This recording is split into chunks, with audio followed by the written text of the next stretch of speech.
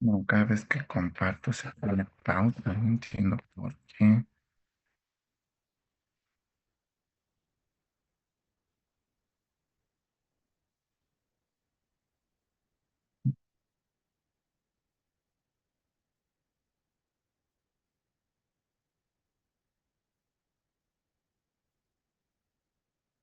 Ahora sí avanza.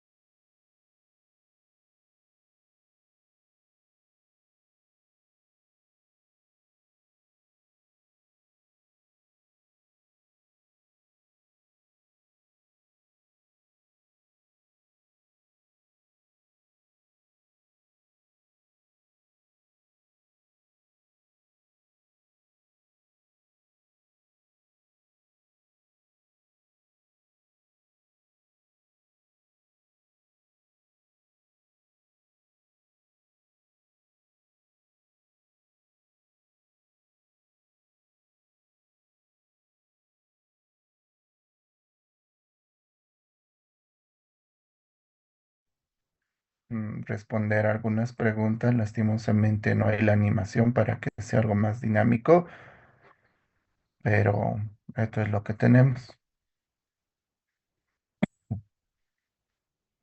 Ok, la anafilaxia, si nos dice algo bien interesante, es si no hay una manifestación cutánea, no es anafilaxia, pues es un mito, no es una realidad. Ustedes van a ver durante la clase que puede haber un evento de anafilaxia sin que haya algún tipo de lesión cutánea, ya sea urticaria o angioedema. ¿En qué porcentaje de las anafilaxias se encuentran ausentes los síntomas cutáneos? Como menciona ahí la flechita, es en un 10 al 20%. ¿Qué significa? El hecho de que no tenga síntomas cutáneos, ya sea urticaria o angioedema, no significa que no esté cursando con un evento de anafilaxia. La otra pregunta que nos dice ahí, si no se identifica ningún desencadenante, no es anafilaxia, pues es un mito. Van a ver ustedes en la próxima diapositiva que nos dice que más o menos en un 20% también no se encuentra ningún tipo de desencadenante, simplemente pasa igual que la urticaria aguda. ¿Cuál es la dosis de adrenalina en la anafilaxia? Nos dice que es 0,01 miligramo por kilogramo dosis, esta por vía intramuscular. ¿Y cuánto tiempo se deja en vigilancia hospitalaria a un paciente con anafilaxis y síntomas cardiovasculares? Nos dicen por lo menos un mínimo de 24 horas. Ojo, si presenta síntomas cardiovasculares. Bueno, estas son algunas preguntas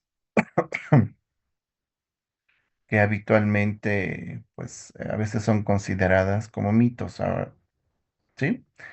Ahora, vamos a ver la definición de anafilaxia que nos dice que es una reacción de hipersensibilidad sistémica grave y potencialmente mortal.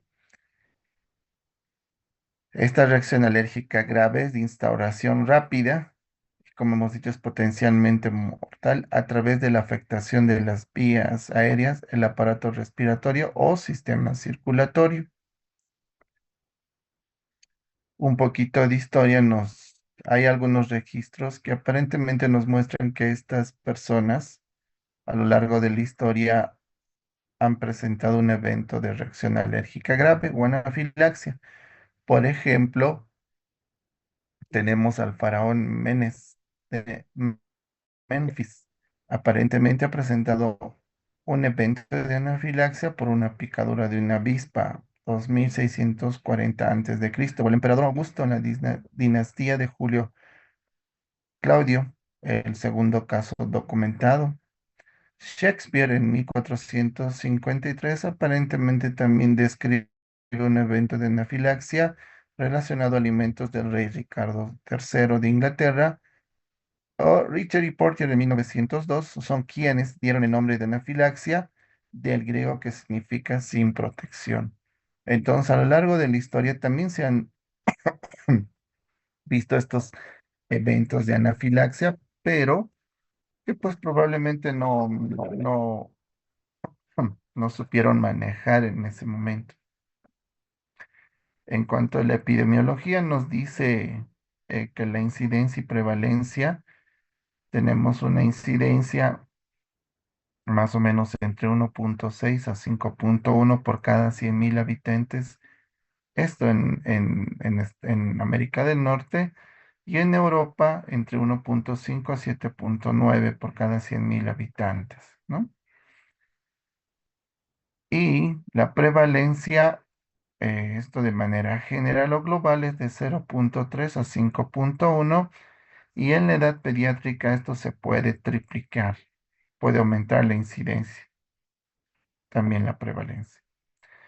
Ahora, hay una pregunta bien importante. Si yo tengo un evento de anafilaxia, ¿puede recurrir? Pues sí. Se ha visto que la recurrencia de anafilaxia en un paciente por la misma causa o por una causa relacionada varía entre el 26 al 54%. Es frecuente, sí, asociado a medicamentos, pero es mucho más frecuente asociado a algunos alimentos. Esto sí puede ir incrementando si esto se relaciona a alimentos o también al látex, ¿sí? La mortalidad. La anafilaxia en pacientes hospitalizados puede ser mortal en un 1% y puede ser mortal en el 0,1% si es que estos acuden al servicio de urgencias. ¿Qué significa eso? Si yo identifico de 100 pacientes en un hospital de pacientes internados, si presentaran esos 100 pacientes anafilaxia, probablemente uno vaya a morir. O si yo tengo de 1.000 pacientes que acuden al servicio de urgencias probablemente por un evento de anafilaxia, uno vaya a morir, ¿sí? Y la mortalidad cuando presentan un choque anafiláctico es más o menos del 6,5%. Ahora, desde el punto de vista de la etopatogenia, como hemos visto ayer, existen varios estímulos por los cuales puede haber la degranulación del mastocito basófilo o eosinófilo con posterior liberador de mediadores inflamatorios, ¿no? En relación a esto existen varios fenotipos por los cuales puede haber esta degranulación. ¿Qué significa eso? Varios mecanismos. Puede ser dependiente de la IgE o no dependiente de IgE, mediada por citocinas, o puede ser una mezcla de estos dos o mediada por complementos. Si nosotros nos vamos a mediada por IgE o no IgE, los elementos perdón, alimentos, antibióticos, quimioterápicos, anticuerpos monoclonales, veneno de heminópteros o fármacos pueden producir la degranulación con liberación posteriormente de histamina o triptasa, o si está mediado por citocinas o es mixto, más que todo está asociado a quimioterápicos o anticuerpos monoclonales. Y se ha visto también que puede haber eventos de anafilaxia por estimulación del sistema de complemento cuando se administran medios de contraste, chondroitin sulfato o glucosaminoglucanos. ¿Sí? Entonces, para que yo tenga algún tipo de evento de anafilaxia, pues puedo tener estas vías. También cada una de estas liberan diversas sustancias. Acá tenemos, dependiente de IG o no IG, liberación de histaminotriptasa o mediada por citocinas. Tenemos diversos mediadores inflamatorios como el factor de necrosis tumoral alfa, la interleucina 6 o el interleucina 1 beta. De igual forma, acá de forma mixta o en diferente estímulo, como ya les dije, el complemento. Cada uno de estos, por ejemplo, aquellos que son dependientes de IgE o no IgE, va a producir este tipo de sintomatología. Es el rayo, es urticaria, prurito, sensación de cuerpo extraño en la faringe, disnea, náuseas, vómitos, diarrea o colapso cardiovascular. Mientras aquellos que son mediadas por citocinas o de forma mixta nos puede presentar fiebre, escalofríos, náuseas, cefalea, hipotensión o saturación baja de oxígeno. Y directamente aquellos como los medios de contraste pueden producir hipotensión o saturación baja, ¿sí? Ahora, ¿qué factores influyen en los fenotipos que hemos mencionado de urticarias, o perdón, de anafilaxia? En la ruta de exposición, eso sí es bien importante, no es lo mismo que se presente por vía oral o si yo administro algún medicamento. Los desencadenantes igual, el órgano afectado, el tiempo de aparición, la severidad, el riesgo subyacente y cofactores que pueden hacer que esto se exacerbe. Ahora, ¿cuáles son las causas de anafilaxia? Las tres primeras causas de anafilaxia son la picadura de minópteros, fármacos y alimentos. Pero existe un porcentaje alto también que nos dice que es de origen idiopático. Ya hemos hablado que si no hay un desencadenante, pues más o menos un 20%, nosotros no podemos hallar un detonante o un desencadenante. Acá nos dice de origen idiopático entre 3 al 21%. Los medicamentos entre el 30 al 62%, que es la primera causa.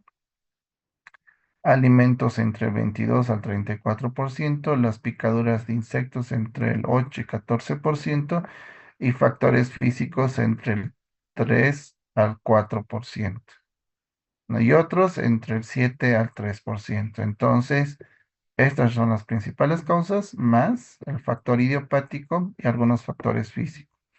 Y como les he mencionado anteriormente, hasta el 20% de los casos no se identifica la causa. Secos y los pescados.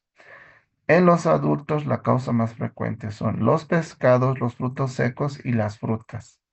Si ustedes ven la diferencia entre adultos y niños, es el huevo y la leche, ¿no? En comparación a los adultos.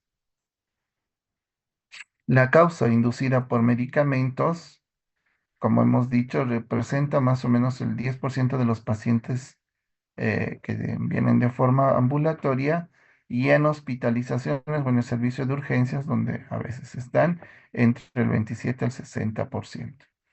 Y es considerado como la principal causa de muerte por anafilaxia, ¿sí? Ahora, desde el punto de vista de anafilaxia en países latinoamericanos, nos dicen que más o menos el 26,3% pueden tener un evento de anafilaxia y un 37% habían recibido el fármaco previamente sin ningún tipo de reacción. ¿Ok?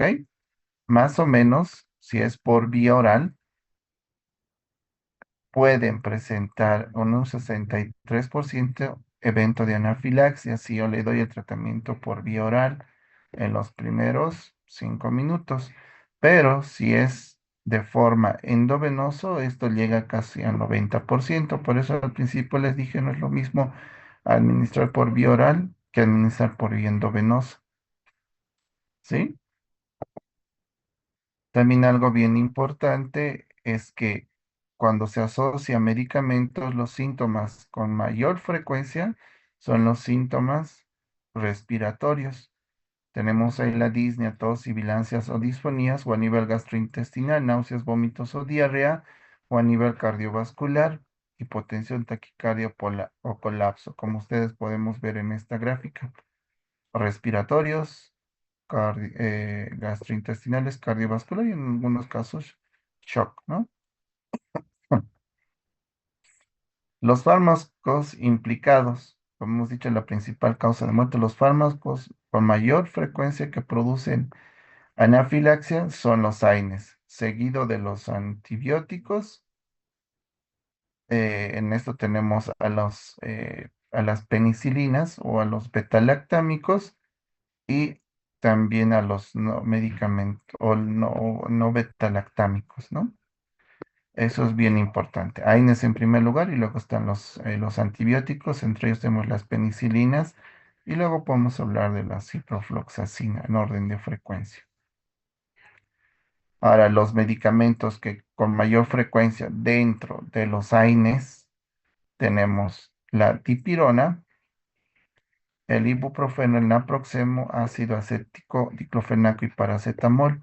como podemos ver aquí el orden de frecuencia. Entonces, lo más frecuente entre los medicamentos son los AINES, antibióticos, betalactámicos y no betalactámicos.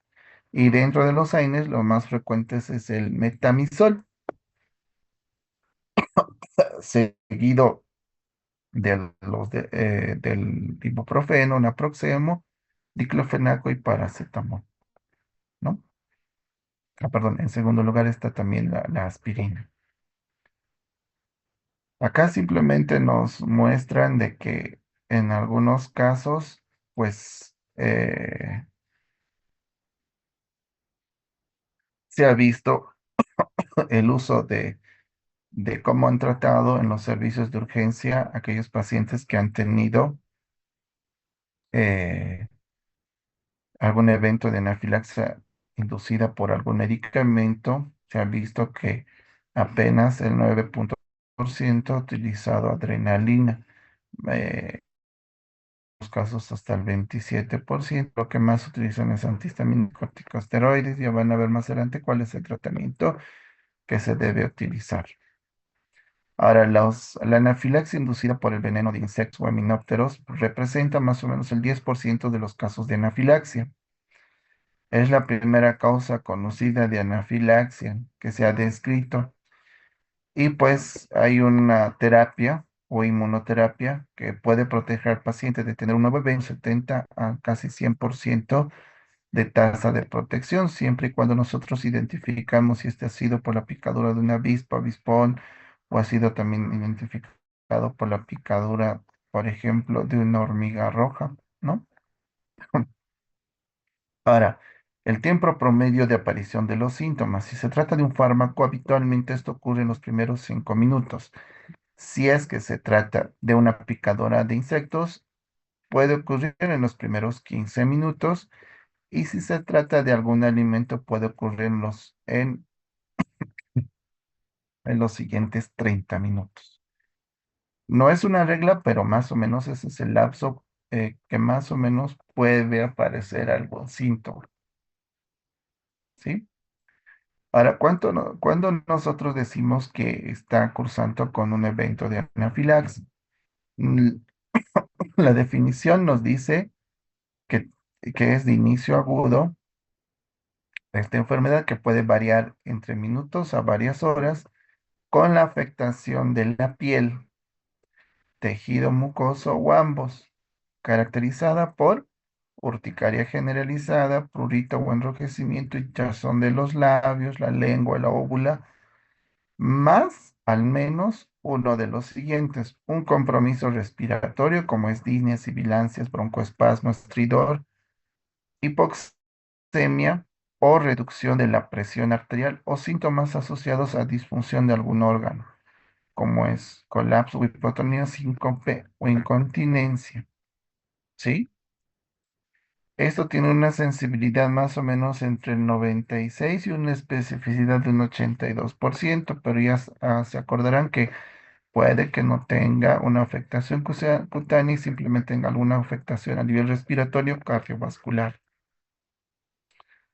Ahora, ¿cuáles son los criterios de anafilaxia? Nos dicen dos o más de los siguientes que ocurre rápidamente de la exposición a un posible alergeno: compromiso de la piel, compromiso respiratorio, cardiovascular o también neurológico, ¿sí?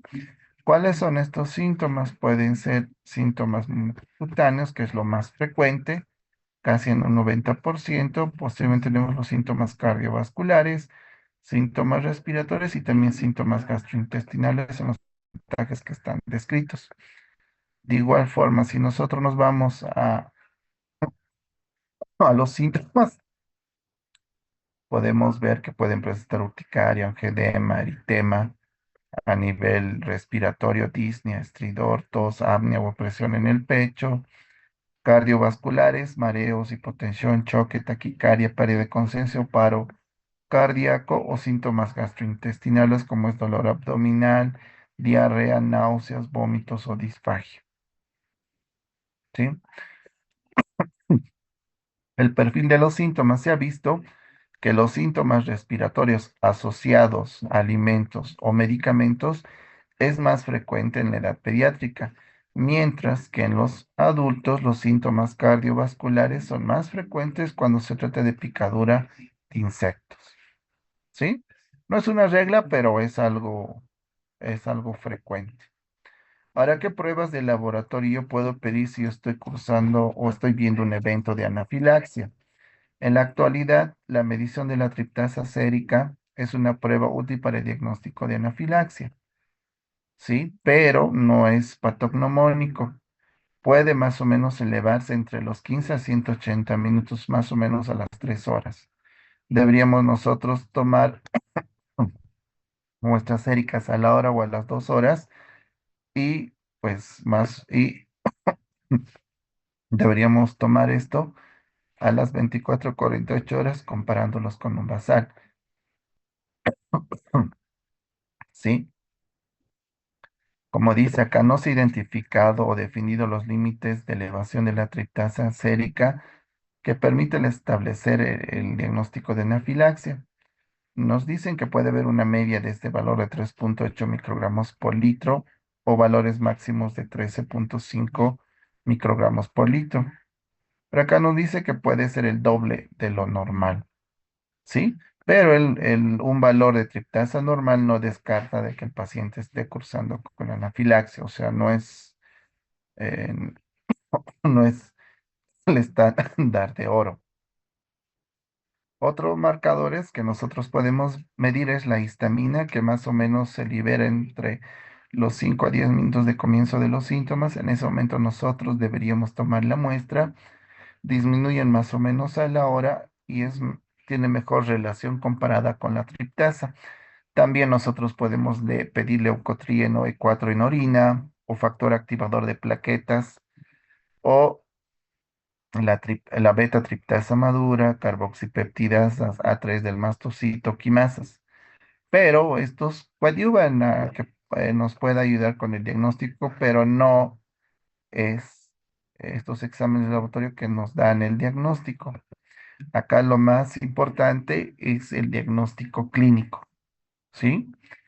Eso es lo más importante. Solamente estos marcadores que nosotros podemos medir en laboratorio pues pueden coadyuvar en el diagnóstico. No es que nos hacen diagnóstico, vuelvo a repetirles. En cuanto al diagnóstico diferencial, pues, debemos buscar diferentes causas, ¿no? Ya desde el punto de vista de urticaria y angedema, un choque séptico, cardiogénico o hemorrágico, enfermedades que simulan el edema de la vía respiratoria alta, como es el reflujo esofágico agudo, reacciones distónicas por metoclopramida o antihistamínicos.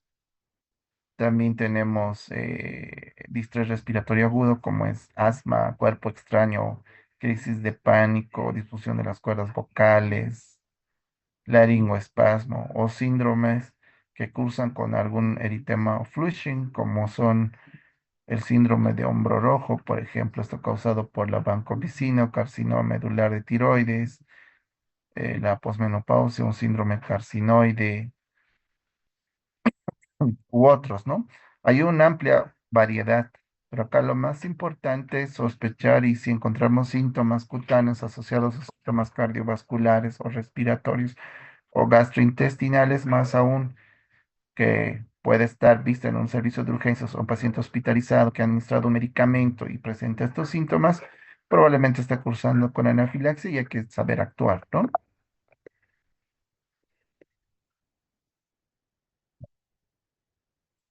El tratamiento. Acá lo más importante es el conocimiento oportuno de este evento y la implementación de un tratamiento adecuado, que es crucial para disminuir la mortalidad y complicaciones relacionadas a este evento.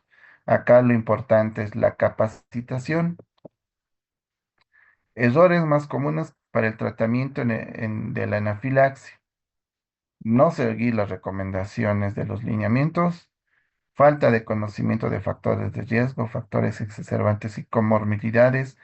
No identifica la causa del episodio de anafilaxia, retardo en formular el diagnóstico, a veces no estamos seguros de que sí, de que no, y pues a veces los pacientes se mueren, falta de evaluación de la gravedad de la crisis, ausencia del plan de diagnóstico y tratamiento, no solicitar ayuda, a veces creemos que todo lo podemos hacer y si tenemos dudas siempre tenemos que buscar a alguien que tenga mayor experiencia, retardo en el inicio del tratamiento, el tratamiento de farmacológico incorrecto, a veces creemos que dándole antihistamínico es la primer medicamento que nosotros debemos administrar. Administración inadecuada de epinefrina, a veces no sabemos por qué vía administrarlos y alguna vez me dijeron que deberíamos administrar por vía endovenosa, pero no es así. Ausencia del periodo prudente de observación tras el episodio, a veces los sacan de la anafilaxia y los dan del alta y puede haber un efecto de rebote, ¿no? Y falta de orientación del paciente al momento del egreso, ¿sí? Estos son el equipo necesario que deberíamos tener en un servicio de urgencias o un lugar donde podamos atender a estos pacientes, que lo habitual es en un ambiente hospitalario, ¿no? La primera línea de tratamiento es la adrenalina. Ese es el primer fármaco que se debe administrar cuando se sospecha de un evento de anafilaxia. La segunda línea es retirar el gatillante o pedir ayuda. Otro paso que se debe es adoptar una postura, administración de oxígeno, líquidos por vía endovenoso, la utilización beta 2 agonistas beta 2 agonistas. La tercera línea recién podría utilizar antihistamínicos o esteroides. ¿A qué quiero llegar? Si ustedes sospechan de un evento de anafilaxia, lo que se debe administrar sí o sí es adrenalina. Y luego estarán buscando una vía periférica pidiendo ayuda, colocando en la adecuada postura, dándole algún broncodilatador, luego buscar una vía para pasarle antihistamínicos o esteroides, ¿no? La adrenalina, como dice acá, es el tratamiento más eficaz en la anafilaxia. La vía de administración es la intramuscular. En adultos, la dosis estándar que nosotros podemos utilizar es de 0,3 a 0,5 miligramos por vía intramuscular. Y en niños, la dosis pediátrica es de 0, o también te puede utilizar eso en adultos, 0,01 miligramos por kilogramo dosis.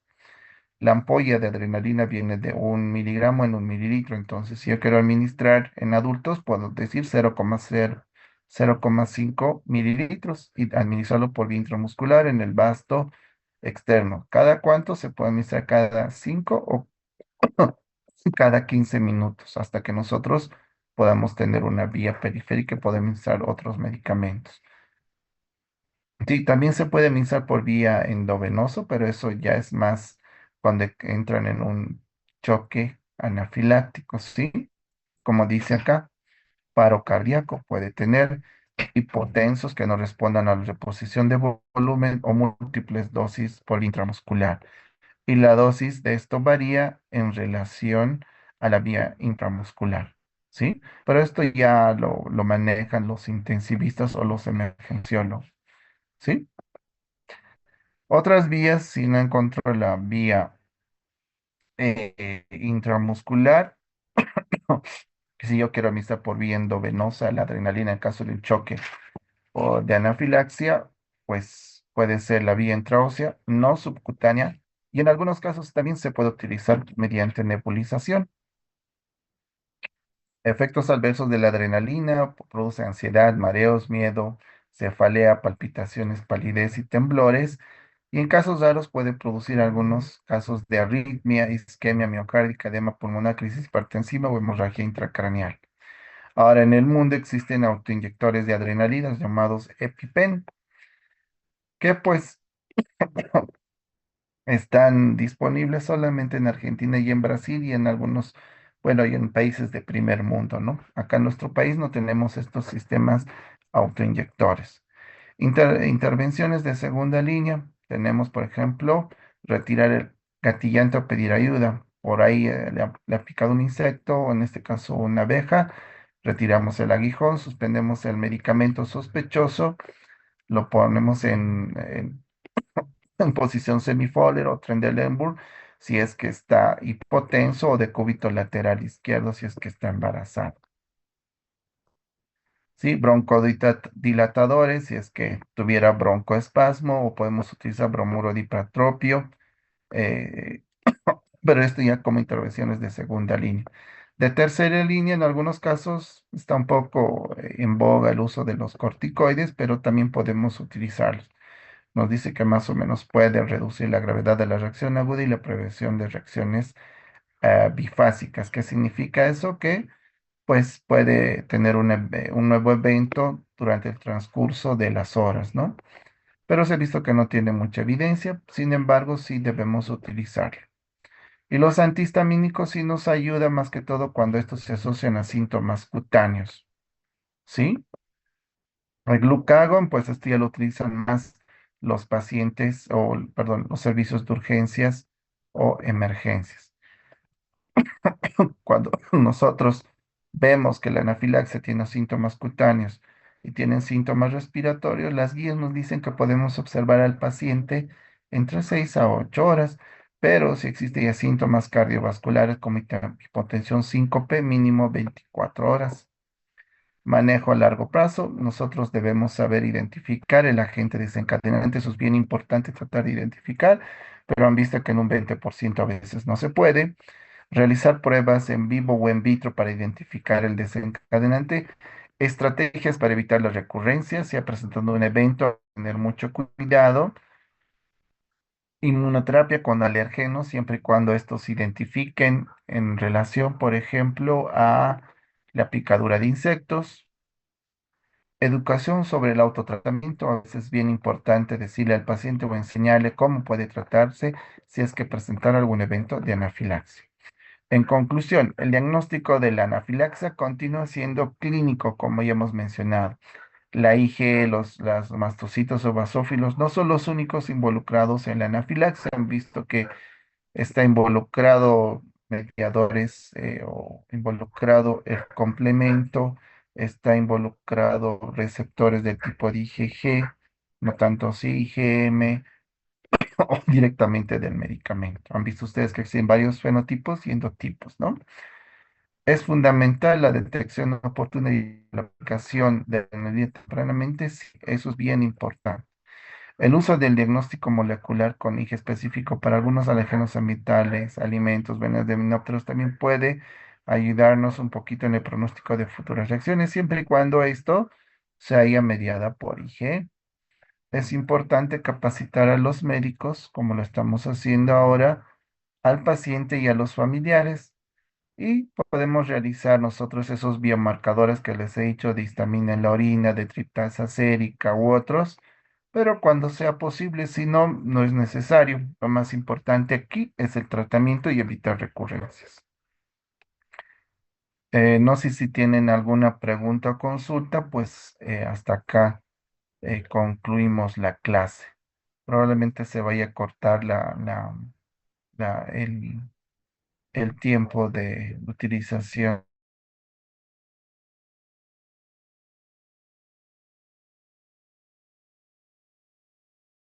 Es la adrenalina que se aplica por vía intramuscular, como dice la dosis en adultos de 0,3 a 0,5 mililitros, o sea, la mitad de la ampolla de adrenalina. Agarran el vasto externo, aplican por vía intramuscular y luego pues ustedes ya piden ayuda, tratan de que tenga una vía periférica. Pueden utilizar broncodilatadores si tienen un componente respiratorio, cardiovascular, ustedes reponen líquidos o a nivel gastrointestinal o si tiene síntomas cutáneos, algún antihistamínico, ¿no? Acá lo más importante es la utilización de la adrenalina, es la primera línea de tratamiento. Antes de estar pensando en darle algún broncodilatador o darle algún antihistamínico, buscarle vía, acá lo más importante es que ustedes administren adrenalina por vía intramuscular, que es lo más fácil y sencillo, ¿ya? Han visto que la primera causa son los medicamentos en los servicios de urgencias, entre los medicamentos, los AINES con mayor frecuencia, los antibióticos betalactámicos en segundo y luego los otros antibióticos no betalactámicos en tercer lugar. Y dentro de los AINES, el más frecuente es el metamizol y la aspirina, seguido el ibuprofeno, el naproxeno y posteriormente el paracetamol. ¿Sí? Algo bien importante también, el hecho de que no tenga síntomas cutáneos, pero sí tenga broncoespasmo o tenga hipotensión, taquicardia, dolor abdominal, probablemente esté cursando con anafilaxia. Ya han visto que el 20% puede no tener algún síntoma cutáneo. Y también a veces del 100% de los pacientes que puedan tener eventos de anafilaxia, el 20% no sabemos la causa, simplemente han hecho un evento de anafilaxia, ¿sí? Y como les mencioné previamente, el diagnóstico de anafilaxia es clínico, ¿sí? No sé si tienen alguna pregunta o consulta hasta acá, los que han ingresado. De todas formas, hemos terminado justo a tiempo la clase.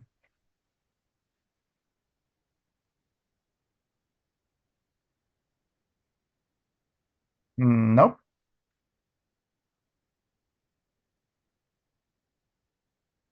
si no tienen ninguna pregunta o consulta, pues damos por concluido la clase del día de hoy. Nos vemos la próxima semana. Solamente comuniquen a su representante si va a ser en el mismo horario el día. Creo que también jueves y viernes de la próxima semana, no estoy muy seguro, o es lunes o martes, acerca de inmunodeficiencias primarias y secundarias. ¿Ok? Entonces, tengan buen día. Nos estamos viendo la próxima semana.